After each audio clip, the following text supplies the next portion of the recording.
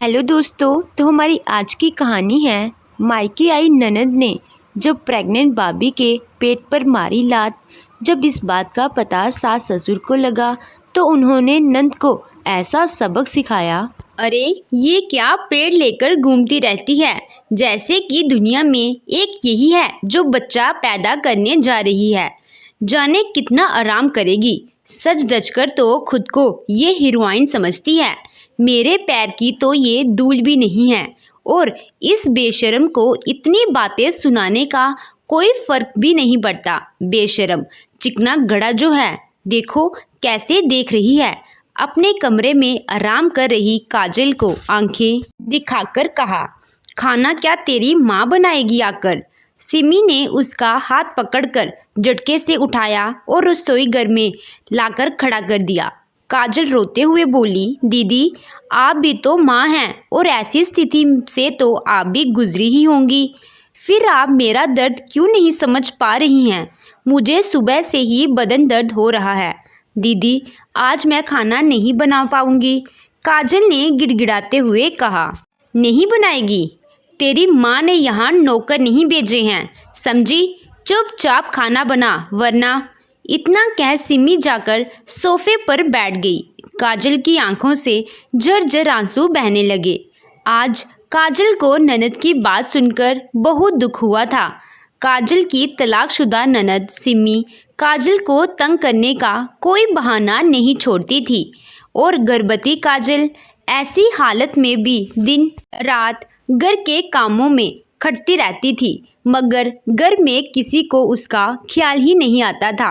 हंसते हंसते काजल सबके ताने सुन लेती थी, मगर चेहरे पर शिकन तक नहीं आने देती थी। काजल की ननद सिमी अपने एक बेटे के साथ माता पिता के साथ ही रहती थी, जो कि 3 साल का था। सिमी काजल को एक आंख नहीं बाती थी और हमेशा हाथ धोकर काजल के पीछे पड़ी रहती थी, मगर आज काजल का मुंह भले जरा सा खुल गया था। मुझसे जुबान लड़ाती है, तेरा मुंह बहुत चलने लगा है आजकल, रुक बताती हूँ तुझे। ये कहते हुए सिमी ने काजल के पेट में एक लात दे मारी। तड़पते हुए बिलबिलाती हुई काजल जमीन पर गिर गई। काफी देर तक दर्द से तड़पती रही तो सिमी ने घबराकर अपने भाई को कॉल कर दिया, जो कि एक डॉक्टर था। भाई, काजल भाभी सीढ़ियों से गिर गई है, उठ नहीं पा रही है। सिमी ने भाई से झूठ बोल दिया था और भाई सुनकर तुरंत घर आने लगा। अरे तू घर मत आ भाई, दवाई बता दे तो मैं लाकर दे दूंगी। सिमी ने बाई को घर से आने से रोक दिया। बाई ने भी उसकी बात मानी और फ़ोन पर ही दवा बता दी। रात को आकर काजल के पति अभिलाष ने माँ पापा को भोपाल से वापस बुलाने की बात कही। अभिलाष के पिताजी की सरकारी नौकरी थी और अभी उनकी पोस्टिंग भोपाल में थी। 2 साल रिटायरमेंट के बचे थे। सिमी, मैं सोच रहा हूँ कि मैं मम्मी को बुला लूँ। काजल के लिए किसी बड़े की ही ज़रूरत है। अरे भाई, मैं हूँ ना, मैं रख तो रही हूँ उसका ख्याल। तुझे कोई शक है क्या? अभिलाष ने आगे कुछ नहीं कहा और अपने कमरे में चला गया। कैसी हो काजल अब तुम? बिस्तर पर लेटी काजल ने अभिलाष ने कमरे में घुसते ही पूछा। ठीक हूँ। सुस्त मुरझाए से चेहरे को देखकर अभिलाष आगे कहा, तुम सीढ़ियों से गिरी कैसे? संभाल कर नहीं चल सकती क्या? ये आपके किसने कहा? इस बात पर काजल ने फटी आंखों से अभिलाष की तरफ देखकर कहा, अरे मुझे कौन बताएगा सिमी के अलावा? अभिलाष ने तुरंत कहा। उनके झूठ पर भी भरोसा हो गया आपको? कहते कहते काजल की आंखें गीली हो चुकी थी और आंसू बह रहे थे। कहना क्या चाहती हो तुम? यही कि आपकी बहन ने आज बेवजह मेरे पेट में लात मारी है। मेरा बच्चा मर भी सकता था।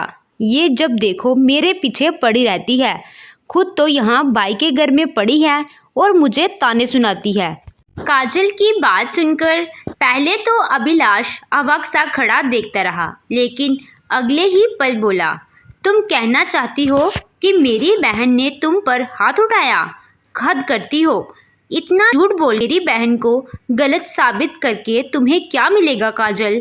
खबरदार, अगर दोबारा मेरी बहन के बारे में झूठ बोलकर मेरे कान भरने की कोशिश भी की तो।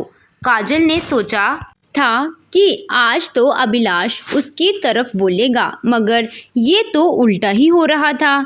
तुम उनसे खुद क्यों नहीं पूछ लेते? आज काजल ने आमना सामना करने की ठान ली थी। अभिलाष ने इस बात पर तुरंत काजल को सिमी के सामने ले जाकर खड़ा कर दिया। सिमी, तुमने आज इसके साथ क्या किया था? ये सीढ़ियों से कैसे गिरी? अभिलाष ने तेज आवाज में सिमी से पूछा। सिमी पहले तो सकपका गई कि उसे तो सोचा ही नहीं था कि बाई सीधे आकर सामने से पूछेगा। मैं क्या करूँगी? बाई, भाभी के साथ उन्होंने झूठी शिकायत की है क्या मेरी? एक बात कहूँ बाई, एक तो मैं पहले ही मुसीबत में हूँ, ऊपर से ये मुझे घर से निकालने की धमकी देती है। तू ही बता मैं कहाँ जाऊँगी? ससुराल वाले तो मुझे पहले ही मारने को तैयार बैठे हैं, और अब तो ये घर भी मेरा नहीं। सिमी ने ऐसा कहते हुए नाटक कर रोना शुरू कर दिया। उसका ये नाटक काजल तो अच्छी तरह समझ रही थी, मगर अभिलाष से अपनी बहन का रोना देखा नहीं गया। अभिलाष काजल पर दहाड़ते हुए बोला, तुम्हारी हिम्मत कैसी हुई सिमी से ये बातें कहने की? वापस से नहीं, बल्कि तुम जाओगी। ये घर इसका है और हमेशा इसका रहेगा। ऐसा कहकर अभिलाष ने काजल को ऐसी हालत में ही घर से बाहर धक्का दे दिया। अभिलाष, अभिलाष, मेरी बात तो सुनो, मेरा विश्वास करो, ये सब झूठ है। काजल बाहर से ही अभिलाष को आवाज़ दे रही थी, मगर अभिलाष ने उसकी आवाज़ को अनसुना कर रहा था तो काजल बाहर ही बेहोश हो चुकी थी। पड़ोस वाली चाची सास को काजल से काफ़ी लगाव था। जब उन्होंने काजल को सड़क पर बेहोश पड़े देखा तो उन्होंने तुरंत दरवाज़ा खटखटाया, लेकिन किसी ने भी दरवाज़ा नहीं खोला। तो वो जल्दी से काजल को अपनी बहू की मदद के लिए अस्पताल लेकर गए, जहां पता चला कि काजल का बच्चा पेट में ही मर चुका है। उन्होंने सुबह जब सिम्मी को ये खबर दी तो झूठा नाटक करते हुए सिम्मी अस्पताल पहुंचकर काजल को सहानुभूति देने लगी। कुछ दिन बाद काजल घर आ चुकी थी और आज अभिलाष के माता पिता भी आने वाले थे। काजल जान चुकी थी कि अब उसका बच्चा मर चुका है और उसके आंसू रुकने का नाम ही नहीं ले रहे थे, और रोते हुए बोली, अभिलाष, अगर दीदी ने उस दिन मुझे लात ना मारी होती तो आज मेरा बच्चा जिंदा होता। बाई, देख रहे हो कैसे इल्ज़ाम लगा रही है ये मुझ पर। अपनी बहन के रोने का नाटक देखकर अभिलाष चिल्लाकर बोला, बकवास बंद करो अपनी, और दूसरों पर इल्ज़ाम लगाना भी। मुझे ये सब मत बताओ, डॉक्टर हूँ मैं और सब समझता हूँ। खुद ठीक से ध्यान नहीं रख पाई और इल्ज़ाम सिमी पर लगा रही हो। अरे मैं तो अब तुम्हें घर में ही नहीं रखना चाहता, मगर मम्मी पापा की वजह से मजबूर हूँ, और अगर मेरा बस चले तो तुम्हें अभी के अभी बाहर फेंक दूँ। अभिलाष कुछ सुनने को तैयार नहीं था। काजल और सिसक कर रो पड़ी, मगर कुछ कह नहीं पा रही थी। उसकी तबीयत खराब होती जा रही थी। बाई, इसको बोलो कि खाना बनाए जाकर, बहुत ज़ोर से भूख लगी है। मेरा बेटा भी भूखा है कब से, सिमी ने कहा। ये सुनकर उसने काजल की तरफ देखा, मगर काजल ने चेहरा घुमा लिया। ऐसे में अभिलाष ने उसका हाथ पकड़कर खींचा और बेड से नीचे उतार दिया। जाओ जल्दी से, सुना नहीं क्या? अभिलाष जोर से चिल्लाया था। सिमी भी खड़ी खड़ी ये सब देख रही थी और अंदर ही अंदर खुश हो रही थी। काजल ने डगमगाते पैर किचन की तरफ बढ़ चुके थे कि तभी दरवाजे की बेल बजी और सिमी ने जाकर दरवाज़ा खोल दिया। मम्मी, अरे काजल कहाँ है? माँ ने उसको खुद से एक तरफ हटाया और काजल को ढूंढती हुई अंदर चली गई। सिमी ये सब खड़ी देखती रह गई। देखो कैसे उसको ढूंढ रही है, अपनी बेटी की तो परवाह ही नहीं है। पीछे से सिमी बड़बड़ाई जा रही थी। इधर उधर देखते हुए कुसुम जी ने जैसे ही किचन में काजल को देखा तो चिल्ला पड़ी, काजल, यह क्या कर रही हो बेटा? इस हालत में यहाँ काम कर रही हो? किसने कहा तुमसे? काजल कुसुम जी को देखकर दहाड़े मारकर रोने लगी। कुसुम जी ने काजल को अपने आंचल में समेट लिया और काजल को वहां से हटाकर ड्राइंग में लेकर जाकर हॉल में बैठाया। कैसे हुआ बेटा ये सब? कुसुम जी ने काजल के सिर पर हाथ फेरते हुए पूछा, पर काजल से कुछ बोलने से न बना। कुसुम जी काजल के दुख की पीड़ा को समझ रही थी, मगर अब कुछ नहीं किया जा सकता था। तभी अंदर से अभिलाष निकल कर आया। बेटा ये कैसे हो गया? जैसे ही कुसुम जी ने अभिलाष से पूछा, उसके जवाब देने से पहले सिमी बोल पड़ी, मम्मी ये सीढ़ियों से गिर गई थी। सिमी के इतने फुर्ती से जवाब देने पर कुसुम जी ने घूर कर देखा। इस पर अभिलाष तुरंत बोल पड़ा, हाँ मम्मी ऐसा ही हुआ। कुसुम जी अभी भी सच्चाई से अनजान थी। उन्होंने काजल का सिर अपनी गोद में रखकर सहलाने लगी। कुसुम जी को सहलाते देखकर सिम्मी के गुस्से का ठिकाना नहीं था। फिर से कुछ करना पड़ेगा। सिम्मी के मन में फिर कोई कारनामा प्लान करने लगी थी, जिसे वह जल्दी ही अंजाम देने वाली थी। कुछ दिन के बाद ही काजल ठीक होकर पहले जैसी हो चुकी थी, जिसे देखकर उसकी सास कुसुम जी भी खुश थी। ससुर जी भी उसका खूब ख्याल किया करते थे। उसके लिए फल मेवे सब लाकर रखते थे। सिमी सब देखकर इतने दिन तक मन में कुटती रही और इस सब का बदला लेने की भावना उसके मन में और मजबूत होती गई। एक दिन जैसे ही काजल अपने कमरे में घुसी तो उसने सिम्मी के हाथ में अपनी सोने की चेन देखी। अरे दीदी क्या हुआ, ये आपको कहाँ मिली? काजल ने सिम्मी के हाथ में सोने की चेन देखते ही कहा, मुझ पर झूठे इल्ज़ाम मत लगाओ, बल्कि मैं तो इसे बाहर से उठाकर लाई थी तुम्हें देने के लिए, मगर तुम अपने कमरे में ही नहीं थी। पर ये चेन तो मैंने कितने दिनों से पहनी ही नहीं। काजल सिम्मी की बातों पर हैरान थी। तभी कुसुम जी सिम्मी को चिल्लाता सुनकर कमरे में आ गई। मम्मी देखो, आपकी बहू की हिम्मत इतनी बढ़ गई है कि मुझ पर सोने की चेन चुराने का इल्ज़ाम लगा रही है। काजल क्या हुआ बेटा? सिमी ऐसा नहीं कर सकती है। मम्मी जी ऐसा नहीं कहा मैंने, दीदी को गलतफहमी हुई है। काजल बार बार सफाई देती रही, मगर सिमी काजल को ही गलत साबित करने पर तुली रही। कुसुम जी ने दोनों में हुई गलतफहमी की बात को ही सच माना और बात को टाल गई थी, मगर सिमी के हौसले बुलंद हो चुके थे। जब से काजल का बच्चा गिरा था, तब से अभिलाष भी काजल से खिंजा खिंजा रहने लगा था। सिमी ने भी आग में घी डालने में कोई कसर नहीं छोड़ रखी थी। एक दिन सिमी का बेटा भूख से तिलमिलाए रोए जा रहा था और सिमी फ़ोन पर सहेली से बात करने पर लगी हुई थी। रोते रोते सिमी का बेटा सोफे से नीचे गिर पड़ा था तो दौड़कर काजल ने उसको चुप कराने लगी, जिसे देखकर सिमी का गुस्सा सातवें आसमान पर चढ़ गया और चिल्लाते हुए बोली, तेरी हिम्मत कैसे हुई मेरे बच्चे को गोद में उठाने की? अपना बच्चा तो पैदा होने से पहले ही खा गई, अब क्या मेरे बच्चे को भी मारना चाहती है? दीदी आप ये कैसी बात कर रही हैं? मैं तो बस उसको चुप करा रही थी। चुप कर तू, सब जानती हूँ मैं। मेरे बच्चे को मारकर पूरी जायदाद की मालकिन बनना चाहती है ना तू?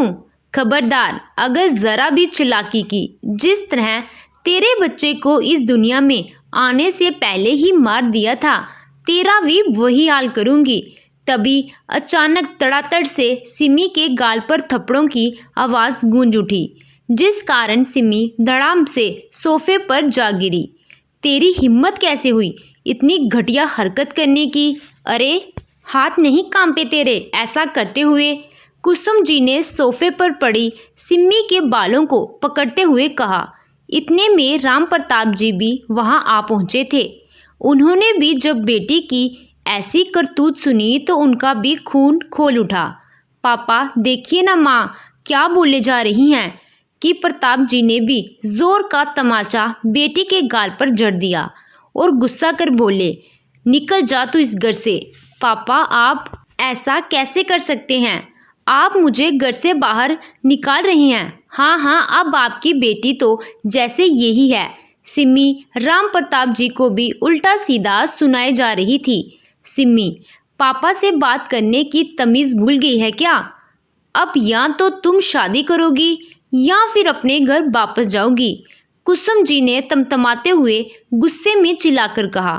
मम्मी, आप तो रहने ही दीजिए, आपको तो घर की मालकिन इसको ही बनाना है। क्या मेरा बच्चा इधर कोई हक नहीं रखता जो आप मुझे वापस भेजने की बात कर रही हैं?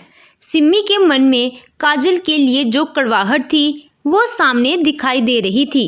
काजल समेत सिम्मी के मम्मी पापा भी इस बात को सुनकर दांत पीस कर रह गए थे।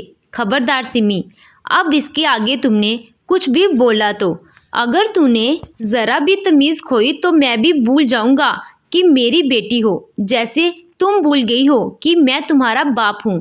अब तुम्हारे ससुराल में न टिक पाने का कारण समझ आ रहा है और दामाद जी को बात पर भरोसा हो रहा है।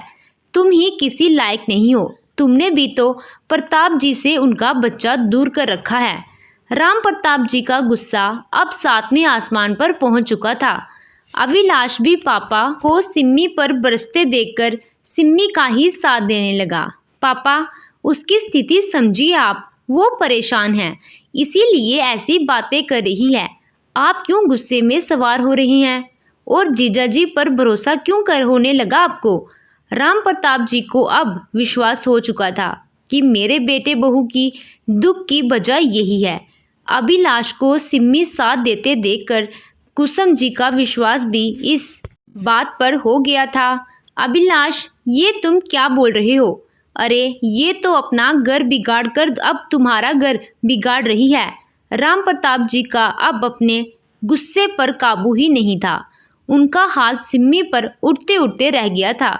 पापा, इसका कारण काजल ही है। काजल भी इसको जब देखो घर से भेजने के बारे में सोचती रहती है, तभी ये हक की बात कर रही है। अभिलाष ने जब ऐसा कहा तो कुसुम जी ने अभिलाष को इस बात पर लताड़ लगाई। तुम अपनी बीवी को ही नहीं जानते कि वो ऐसा कर भी सकती है या नहीं। कुसुम जी की बात सुनकर अभिलाष की बोलती बंद हो गई। पापा, मैं अपना हक लेकर रहूंगी। अरे, निकालना है तो इस डायन को घर से निकालो। राम प्रताप जी गुस्से में दंदनाते हुए बोले। खबरदार सिम्मी, अगर एक शब्द भी और बोला तो मैं क्या करेंगे आप? सिम्मी के अपने पापा से दोबारा ऐसे कहने पर कुसुम जी ने इस बार सिम्मी को थप्पड़ रसीद कर दिया।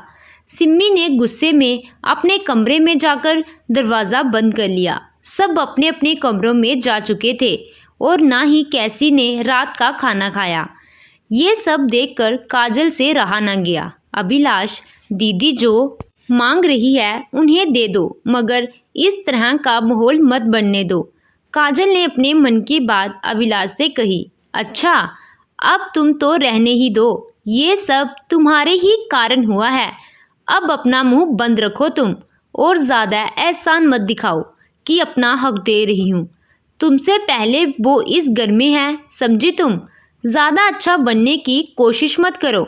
अभिलाष के मुंह से ऐसी बातें सुनकर मन में सोचकर रह गई थी काजल। अभिलाष अब भी उसे ही गलत समझ रहा था।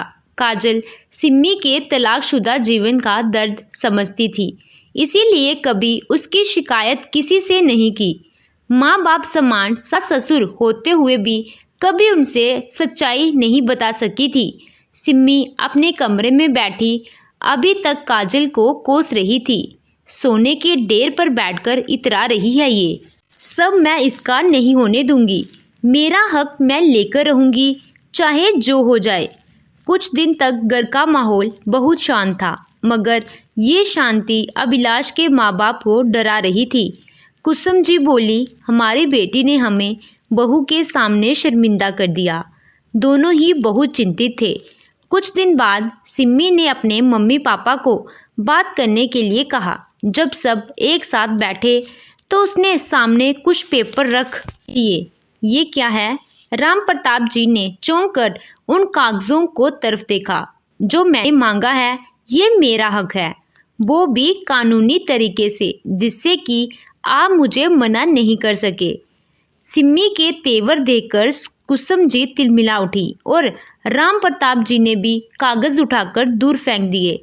तेरे जैसी बेटी मुझे नहीं चाहिए, जा निकल जा अभी घर से। अब मैं जान चुका हूँ कि अभिलाष की जिंदगी में जहर कौन घोल रहा है। तुझसे अपना घर तो संभाला नहीं गया और अब अपने भाई का घर तोड़ने के लिए यहाँ बैठी है। राम प्रताप जी की बातें सुनकर सिम्मी के पास खड़ी काजल के मुंह पर तमाचा मार दिया, जिससे काजल सहम गई। मगर सिम्मी की इस हरकत का अभिलाष पर अब भी कोई असर नहीं था। कुसुम जी ने सिम्मी के ऐसा करते ही उसका कसकर हाथ पकड़ा और बाहर के दरवाजे से बाहर कर दिया। खबरदार, जो घर के अंदर तूने कदम भी रखा तो।